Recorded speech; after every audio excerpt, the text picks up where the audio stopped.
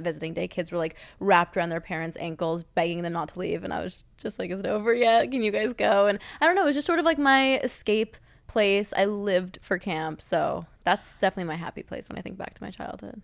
That's a very cute memory. When you say it was your escape place, I know you mentioned your parents got divorced when you were 7. Yeah. I think sometimes like divorce is so common, but I feel like people forget that like it can really shape who you are.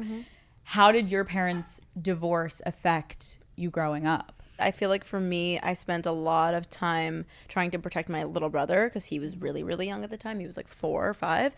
And I remember just wanting to make sure he was okay. And obviously the change of like bouncing back and forth every 2-3 days was weird and hard. But I don't know, my main focus was him at the time. So I don't feel like I really dealt with it. And then I actually quickly sort of became like a mediator in not even their relationship, like in my dad's relationships with new women or my mom and my dad. I was really lucky that my parents were able to sort of still have a relationship and be on good terms and in the same room. I have friends I grew up with whose parents couldn't even speak.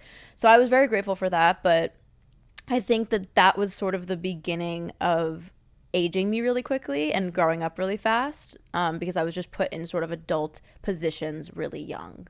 When you talked about also like being a mediator, I'm also thinking like, I think every time a kid's worst nightmare is like, who the fuck is going to. My dad got remarried once, but kind of twice. Like he had a very serious like 6-7 year long relationship after his second wife. But it was hard. It definitely also instilled abandonment issues in me very, very young, because I would develop this relationship with this woman who I sort of was like, oh, you're like kind of my second mom. And I was actually into it because I enjoyed having these relationships with these like new women. It was fun.